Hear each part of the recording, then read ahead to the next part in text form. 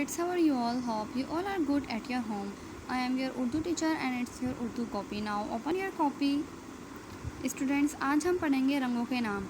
रंगों के नाम, सबसे पहला रंग हमें कौन सा दिया गया है? सबसे पहला रंग हमें कौन सा दिया गया है? लाल। तो किस तरह हमें लाल लिखना है?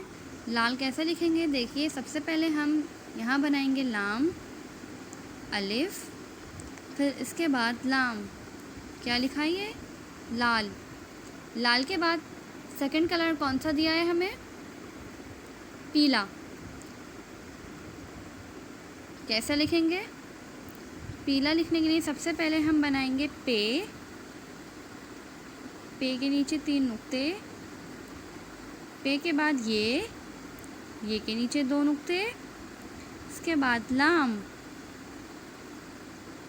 अलिफ, पे, ये, लाम, अलिफ, पीला। सबसे पहला कलर हमारे पास था लाल, दूसरा कलर है पीला। स्टूडेंट्स, बाकी के 3 कलर आप खुद पहचानेंगे और इसके आगे इनके नाम लिखेंगे।